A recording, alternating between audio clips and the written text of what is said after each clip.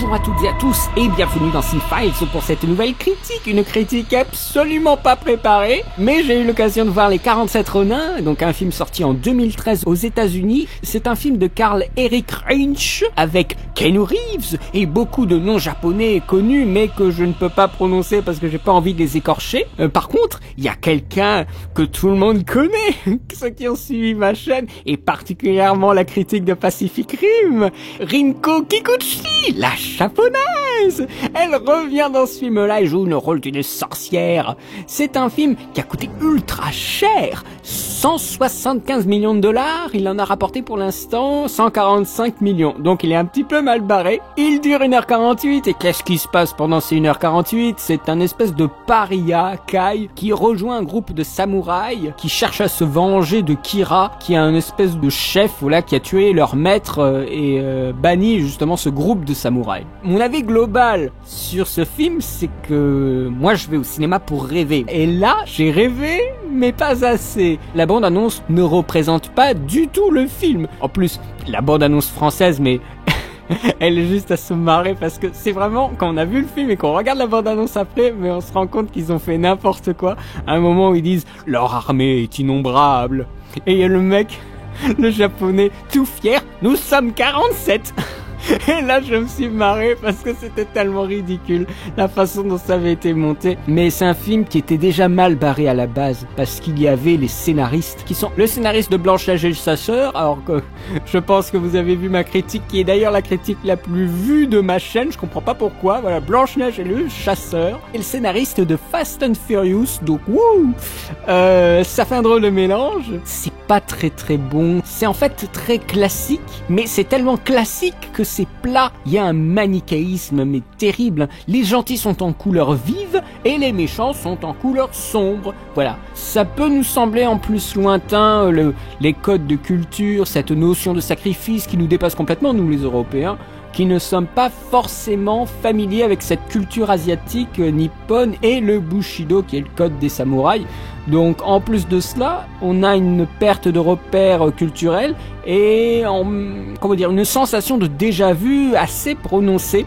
Ce qui fait qu'au final, on voit les choses se passer, mais on ne prend pas part à l'aventure. Des personnages assez caricaturaux, les dialogues vertueux n'en finissent pas, et ça plombe un peu le récit narratif. Dans ce cadre-là, des récits vertueux, les acteurs japonais, ils sont très bien. Quant à Keanu Reeves, il arbore un style capillaire qui est un petit peu semblable à celui de Tom Cruise dans le dernier des samouraïs, mais il faut dire que le dernier des samouraïs, c'était un petit peu le niveau au-dessus, hein. La sorcière, elle fait un peu penser dans la façon dont elle procède, la façon dont elle joue, à celle que nous avons eue dans Conan, donc la nouvelle version de Conan là, des années 2010, qui n'était pas super bon. C'est aussi un peu la même façon de jouer avec la magie. Nous avons aussi un espèce de champion gigantesque, alors moi je trouvais qu'il avait un charisme fou, qui est joué par un homme, sans blague, qui s'appelle Nell Fingleton, qui mesure 2m32.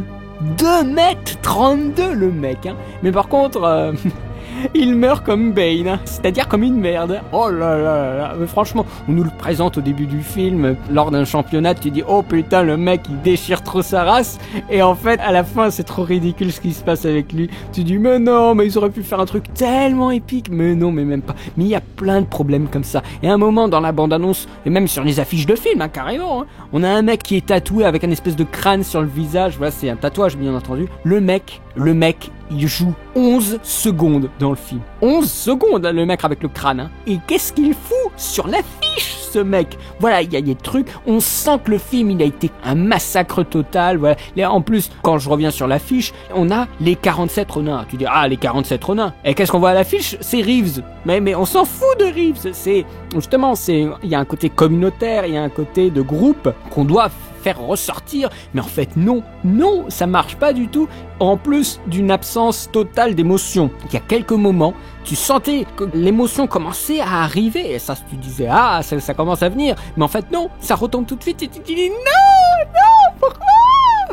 Non, mais c'est un peu ça. Ça, c'est très très dommage. L'histoire d'amour impossible là entre Keanu Reeves et je sais plus quelle japonaise là, elle est caricaturale et un petit peu maladroite. Ça va encore une fois assez vite. On passe d'un décor à un autre trop rapidement. On sent qu'il y a eu vraiment de gros problèmes et ce naufrage s'explique en partie par la volonté d'Universal de confier la réalisation à un novice. C'est-à-dire ce Lynch là, qu'est-ce qu'il avait fait avant? Il avait fait un assez bon court-métrage qui s'appelle The Gift, le cadeau, qui était je crois pour des téléviseurs, je sais plus quelle marque, mais bon bref, le court-métrage était assez bien. Je pensais d'ailleurs peut-être l'analyser un de ces jours. Il y a eu tout de suite des tensions, voilà, parce que le réalisateur il voulait faire un film un peu plus japonais. Alors avec les producteurs qui voulaient faire un truc un peu plus mainstream, bah ça fait une espèce de mix un peu étrange, une version stylisée de l'histoire originale bien entendu, avec des éléments de fantasy, mais vraiment du style Le Seigneur des Anneaux. Voilà, donc il y a une assimilation de créatures fantastiques nippones à la sauce occidentale. Mais ce qu'il faut bien dire, c'est que même si on trouve qu'il y a un sacrilège par rapport au bestiaire nippon, jamais ces créatures n'auront été aussi bien faites en termes d'effets spéciaux et à l'écran de cinéma, mais peut-être pour une utilisation qui est un petit peu gâchée. Ça c'est dommage, mais il faut au moins reconnaître leur démarche d'essayer de montrer la culture nippone aux occidentaux. Bien que le film n'ait pas marché et que finalement il n'a pas été vu par tant de gens que ça, mais il y a quand même une grande volonté. Alors, volonté qui va être démolie tout de suite par l'argument suivant, c'est que le film il n'a pas été tourné au Japon, le film. Il a été tourné à Budapest et à Londres, mais c'est vraiment... Mais voilà, pour faire des économies. Alors on se demande à 175 millions de budget, et ils font des économies pareilles. Enfin en même temps, aller tourner au Japon avec ce qui se passe, c'est un petit peu délicat quoi. On aurait des samouraïs radioactifs. Des samouraïs radioactifs. Et pendant une scène de bataille, il y a un typhon qui arrive. Ou en fond, on aurait un volcan en éruption. Ce serait complètement épique. Ça rajouterait du cachet au film. En tout cas, même si ça a été tourné dans d'autres endroits qu'au Japon, il y a quand même une volonté au niveau de la production design. Les costumes sont de toute beauté. Il y a eu 400 armures, une centaine de costumes. Il y a eu beaucoup de figurants aussi. Ils ont fait venir, alors j'avais vu ça, ils ont fait venir des bambous d'Italie. Ils ont posé sur des arbres à la main des fleurs de cerisier, une 15 000 fleurs de cerisier. Voilà, vraiment il y a une volonté, tu le sens quand on regarde le film, il y a une volonté de recréer un Japon féodal. Voilà, beaucoup de gens qui n'ont jamais mis un pied au Japon s'en sont créés une image mentale. Voilà, on a des images du Japon. Bon, moi j'ai des images du Japon avec des volcans en éruption, des typhons et des centrales nucléaires qui explosent, mais ce n'est peut-être pas le cas de tout le monde. Voilà, on a aussi l'image d'un Japon verdoyant et lumineux, et c'est vraiment ce qu'on nous présente dans ce film-là. C'est peut-être numérique, mais c'est très très beau, c'est vraiment beau. Alors là, on a des paysages numériques, mais à la Seigneur des Anneaux, mais il y a de superbes couleurs. Alors là, les étalonneurs, ils se sont fait plaisir, mais un truc de malade. Les couleurs des costumes ressortent. Non, mais vraiment, il y a très peu de films qui font autant ressortir les couleurs ces derniers temps. Et je veux dire, et pas seulement des étalonnages assez poussés pour donner l'impression que l'effet spécial est incrusté dans le décor réel. Mais là, on joue vraiment avec des couleurs. Mais il faut dire que ils ont aussi un très bon chef opérateur, John Matheson, qui a beaucoup travaillé avec Ridley Scott. Je crois d'ailleurs que c'est peut-être le plus gros point fort du film, c'est que c'est magnifique au niveau de la couleur et de la photographie, mais le fait que justement ce soit très très appuyé, ça peut donner quelque chose d'un petit peu faux, parce qu'il faut dire aussi que les dialogues comme le décor peut sembler un peu faux, parce que ils avaient d'abord tourné en japonais, parce qu'il y avait des acteurs qui ne connaissaient pas l'anglais. Voilà, alors ils ont tourné en japonais pour se familiariser un peu avec la scène, et après les japonais ils ont tourné en anglais, donc ils devaient parler en anglais, donc bien sûr ils ont appris phonétiquement, selon Reeves, donc le seul acteur anglais en quelque sorte. Là je suis en train de déglinguer le film, mais il y a de très bons passages. La course-poursuite contre le Qilin, c'est un monstre chinois assez impressionnant dans le film, mais on sent tout de suite les problèmes. C'était pas facile de la faire cette séquence, et ça se sent. Il y a une répétition de plans carrément, en plus un plan avec des effets spéciaux, donc c'est très très bizarre de voir ça, et des angles de caméra très très bizarres. À un moment il y a un plan au sol où il y a le cheval qui passe au-dessus de la caméra,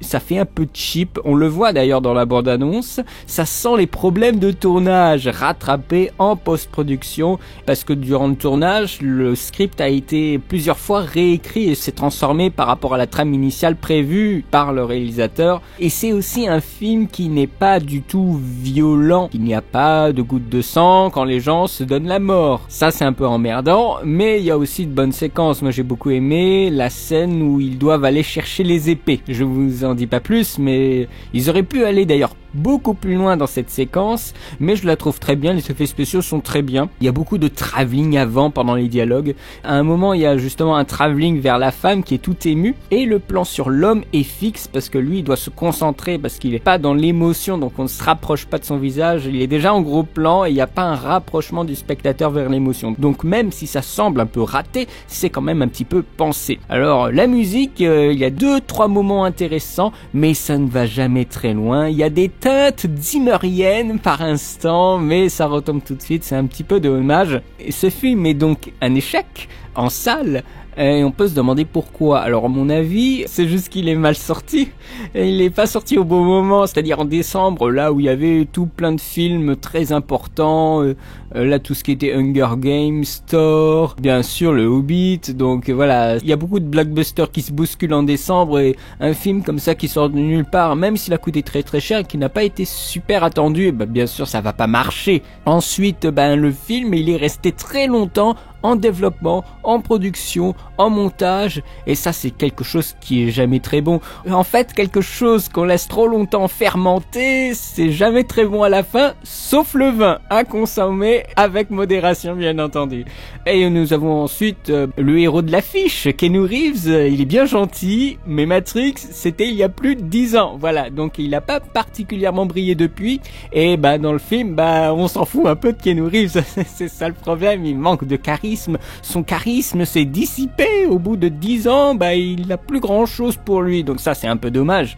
Et ça peut causer les problèmes qui ont valu à ce film d'être écrasé au box-office complètement. Il est tiraillé entre la volonté d'un marketing visant le grand public et le respect du récit japonais originel. Et le film devient au final une sorte de mutation qui ne marche pas aussi bien qu'on l'aurait souhaité. Ça promettait beaucoup, mais c'est gâché, on s'en fout de ce qui se passe, mais je pouvais m'y attendre.